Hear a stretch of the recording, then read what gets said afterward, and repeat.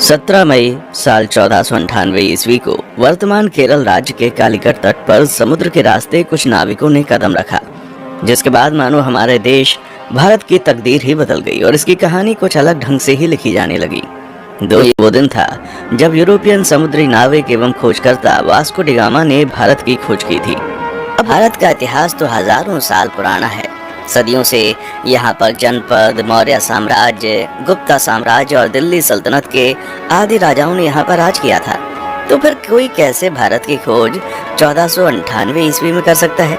तो दोस्तों आपको बता दें, भारत में सदियों से जितने भी आक्रमणकारी जैसे सिकंदर, मंगोल आदि आते थे, तो वह हमेशा भारत को पश्चिमी एशिया से जोड़ने वाले मशहूर रास्ते खैबर दर्रा से होकर आते थे। लेकिन 17 मई 1498 को वास्को डी गामा ने समुद्र के रास्ते यूरोप से भारत के केरल राज्य के कालीकट तक पहुंचकर एक समुद्री रास्ता ढूंढ निकाला था, जिसे ही वास्तव में भारत की खोज माना जाता है। दोस्तों आपको बता दें, उस समय भारत अपने कृषि उत्पादों के लिए बहुत ही ज्यादा मशहूर हुआ करता था। विशेषकर मसालों जैसे कि काली मिर्च, इलायची, दालचीनी आदि के लिए बहुत प्रसिद्ध था, जिस कारण उस समय भारत के साथ व्यापार करने के लिए यूरोप तथा अरब के देशों के बीच होड़ लगी रहती थी।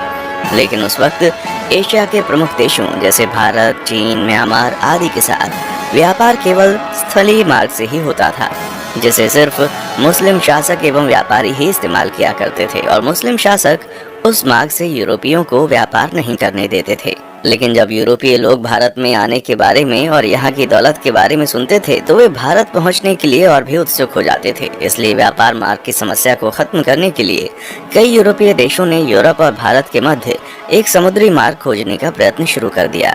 मगर कई सालों के प्रयासों के बाद भी कोई सफल नहीं हो सका, क्योंकि उस समय यूरोप में समुद्र को लेकर तरह तरह की अफवाहें उड़ती रहती थी। जैसे कि कई लोगों का मानना था, अगर समुद्र में नाव को बहुत दूर तक ले गए तो नाव समुद्र के अंतिम छोर पर जाकर गिर जाएगी। इसलिए कुछ नाविक समुद्र में बहुत लंबा सफर नहीं करते थे। लेकिन फिर 1960 के दशक में पुर्तगाल के शहर सीन्स में जन्मे वास्को डी गामा ने भारत का समुद्री मार्ग ढूंढकर यूरोप के सामने व्यापार का एक नया दौर शुरू कर दिया और हमेशा के लिए इतिहास के पन्नों में अपना नाम दर्ज करा लिया। कैसे शुरू हुआ था भारत को खोजने का सफर? दोस्तों, वास्को डी गामा का जन्म 1960 के दशक के आसपास ही पुर्तगाल के सिंस में हुआ था। उनके पिता एस्टेवा भी एक अच्छे नाविक एवं समुद्री खोजकर्ता थे। वास्को डी गामा का सारा बचपन अपने पिता के साथ एक नाविक और यात्रा के माहौल में बीता था। फिर सन 1480 में वास्को डी गामा ने अपने पिता का अनुसरण करते हुए पुर्तगाली नौसेना में वो शामिल हुए। यहीं पर उन्होंने नौचालन का एक एडवांस तरीका और लंबी समुद्री यात्रा करना सीखा। फिर उस समय पुर्तगाल के राजा हेनरी, जिन्हें हेनरी द नेविगेटर के नाम से भी जाना जाता था, उन्होंने उत्तर और पश्चिम अफ्रीका में कई सफल समुद्री यात्राओं तथा खोजों को आर्थिक सहायता एवं संरक्षण प्रदान किया था, जिस वजह से बहुत से नाविक नए नए द्वीपों को ढूंढने की कोशिश किया करते थे। इसी के चलते 1487 में पुर्तगाल के ही एक प्रसिद्ध खोजकर्ता बार्टोलोम डायस ने अफ्रीका के दक्षिणी सिरे तक यात्रा करके ये पता लगा लिया था कि हिंद महासागर और अटलांटिक महासागर एक दूसरे से जुड़े हुए हैं। जिसके बाद डी गामा, जो समुद्री यात्राओं एवं खोजबीन में गहरी दिलचस्पी रखता था, वो जानता था कि यदि हिंद और अटलांटिक महासागर अफ्रीकी भूमि के अंत में जुड़ते हैं तो वो अफ्रीका से दूर दक्षिणी कोने पर मौजूद केप ऑफ गुड होप के माध्यम से भारत तक पहुंचने का मार्ग खोज सकता है।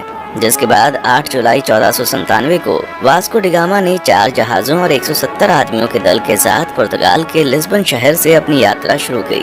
वो खुद 200 टन वजनी सेंट गैब्रियल नामक जहाज में सवार हुआ और अपने छोटे भाई पाउलो को सेंट राफेल नामक जहाज का नेतृत्व सौंप दिया। फिर कुछ दिनों के बाद उनका जहाजी बेड़ा इस समय के मोरक्को देश के निकट स्थित कैनरी द्वीप से गुजरते हुए केप वर्दे द्वीप समूह पहुंचा और वहीं 3 अगस्त तक रुका रहा। आपको बता दें, वे लोग जहाज पर अपने साथ पत्थरों के स्तंभ लेकर आया करते थे, जिसे वे लोग अपने मार्ग को चिन्हित करने के लिए विभिन्न महत्वपूर्ण पड़ावों पर स्थापित कर दिया करते थे, जिससे कि उन्हें वापसी का रास्ता मालूम हो सके। वास्को डी गामा ने गिनी की खाड़ी की तेज समुद्री धाराओं से बचने के लिए अटलांटिक महासागर में एक लंबा चक्का लगाया और फिर केप ऑफ गुड होप के दौरे के लिए पूर्व की ओर एक मोड़ ले लिया। ये भारत की खोज में उनकी पहली प्रमुख सफलता थी। फिर 7 नवंबर को उनका बेड़ा आज के दक्षिण अफ्रीका में स्थित सेंट हेलेना बे में पहुंचा। उस समय सेंट हेलेना बे का मौसम बहुत खराब था। वहाँ बहुत तेज हवा और समुद्री लहरें चल रही थी। जिस वजह से वास्को डी गामा का दल अगले 22 नवंबर तक आगे नहीं बढ़ सकता था। लेकिन फिर भी कुछ दिनों बाद मौसम अच्छा होने पर उन्होंने यात्रा करना शुरू कर दिया और वे केप ऑफ गुड होप पहुंच गए, जहां पहुंचकर उन्होंने इस जगह का अच्छे से दौरा किया। दोस्तों, आपको बता दें, जब Vasco da Gama Cape of Good Hope नामक स्थान पर पहुंचे तो तभी उन्होंने महसूस किया कि उसका भारत तक मार्ग खोजने का सपना हकीकत में तब्दील हो सकता है। और फिर मार्ग को चिन्हित करने के लिए पहले के भांति वहां एक पत्थर का स्तंभ स्थापित किया और फिर आगे की यात्रा की तैयारी करने लगे। केप ऑफ गुड होप के आगे की यात्रा उन्होंने 8 दिसंबर को शुरू की थी और क्रिसमस आने तक वे दक्षिण अफ्रीका के नटाल तट पर पहुंच गए। अलग अलग नदियों को भीतर और बाहर से पार करते हुए डी गामा का बेड़ा धीरे धीरे मोजाम्बिक की ओर पहुंचना शुरू हुआ। इस बीच वे लगभग 1 महीने तक कहीं पर रुके और जहाजों की मरम्मती का काम किया। फिर 2 मार्च 1498 को डी गामा का बेड़ा मोजाम्बिक द्वीप पर पहुंच गया। जब डी गामा अपने दल के साथ मोजाम्बिक की धरती पर उतरा और वहां के निवासियों से मिला तो उन्हें लगा कि ये पुर्तगाली जहाजी भी उन्हीं की तरह मुसलमान है, इसलिए उन लोगों ने उनकी खूब मदद की। डी गामा का मोजाम्बिक में पड़ाव डालना काफी उपयोगी सिद्ध हुआ। वहां उसे समुद्र के किनारे बंदरगाह पर सोने, चांदी तथा मसालों से भरे हुए 4-5 जहाज दिखाई दिए। उसकी मुलाकात ऐसे स्थानीय लोगों से भी हुई जो कभी कभी भारतीय समुद्री तटों की यात्रा करते थे। इससे वास्को डी गामा को पूरा विश्वास हो गया कि वो उचित दिशा की ओर आगे बढ़ रहा था। उसे उस दिशा को समझने में भी मदद मिली जिधर अब उसे आगे बढ़ना था। फिर 7 अप्रैल 1498 को उनका बेड़ा मोम्बासा में प्रवेश कर गया तथा यात्रा के एक और महत्वपूर्ण ठहराव मोम्बासा के ही मालिंदी में लंगर डाल दिया। मालिंदी में डी गामा की मुलाकात कांजी मालम नामक एक ऐसे गुजराती नाविक से हुई जो भारत के दक्षिण पश्चिम तट के कालीकट जाने का मार्ग जानता था। उस गुजराती नाविक के महत्व को देखते हुए डी गामा ने उसे भी मार्गदर्शक के रूप में अपने बेड़े में ले लिया और फिर अगले 20 दिन तक लगातार हिंद महासागर में चलने के बाद डी गामा को धीरे धीरे भारत के घाट और पहाड़ दिखने लगे। फिर 17 मई 1498 को वो भारत के दक्षिण पश्चिम में स्थित कालीकट के बंदरगाह पर जा पहुंचा। कालीकट में स्थानीय राजनयिकों द्वारा वास्को डी गामा का काफी अच्छी तरह से स्वागत किया गया। वो यहाँ लगभग अगले 3 महीने तक रहा और भारत के बारे में बहुत सारी महत्वपूर्ण जानकारियाँ इकट्ठा करता रहा।